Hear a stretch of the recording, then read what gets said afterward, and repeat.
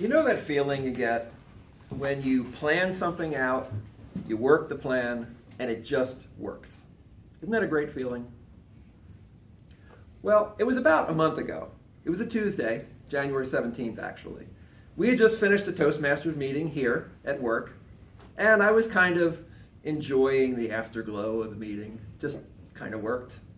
When I got a call from my friend Jill.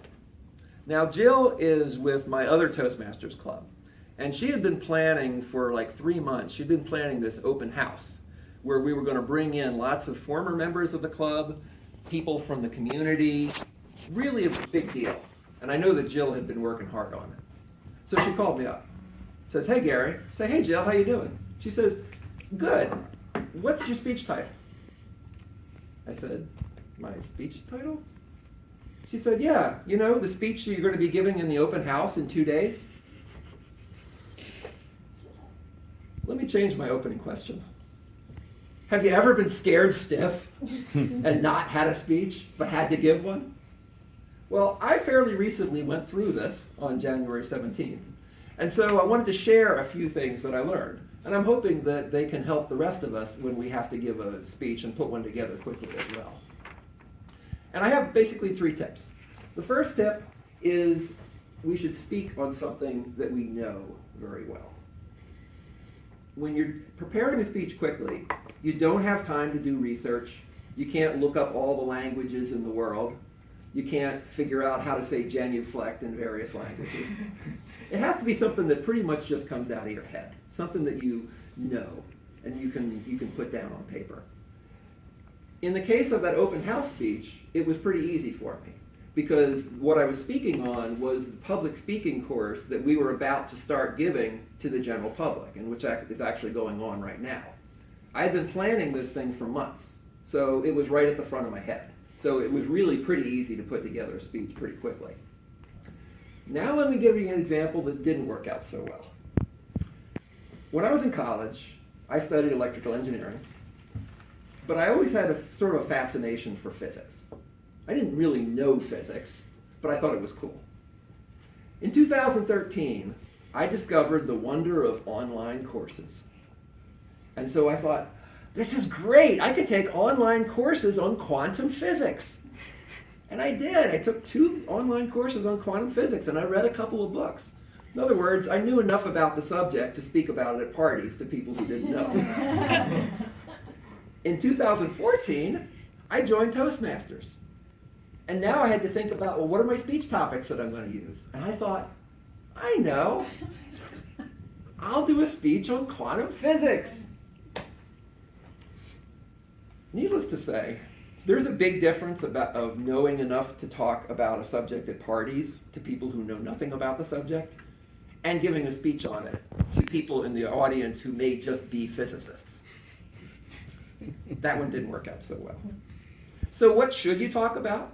Well, I think each one of us has our own areas. For me, it would include music, APIs, baseball, adoption, storytelling, Star Trek. Those are my areas.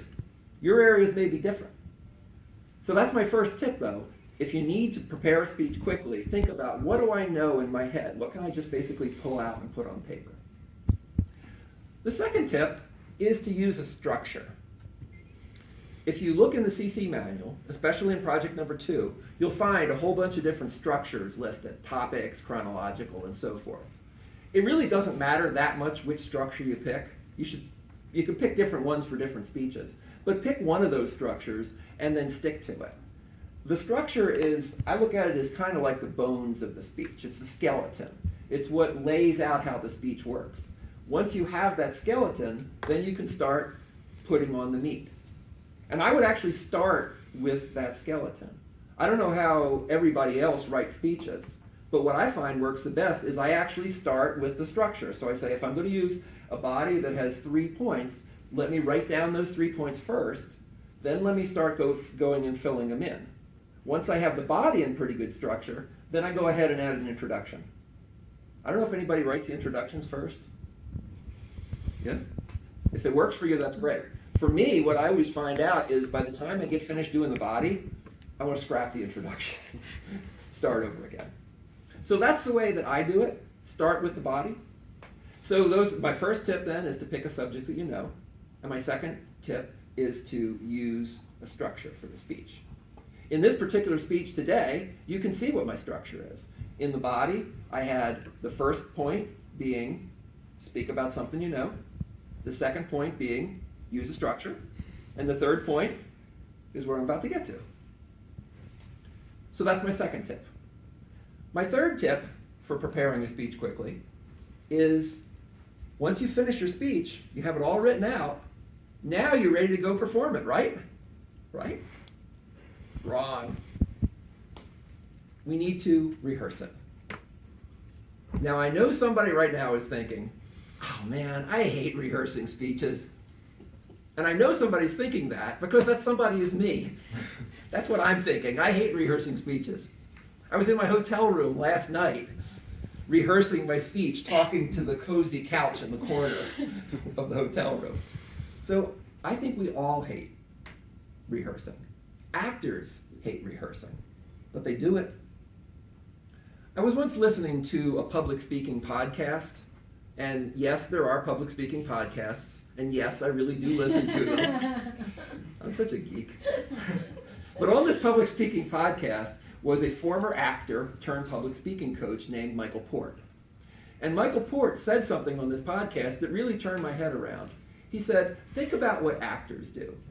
An actor will rehearse his lines for weeks and weeks and weeks so that when he gets up there on stage or on TV, he really knows what he's talking about.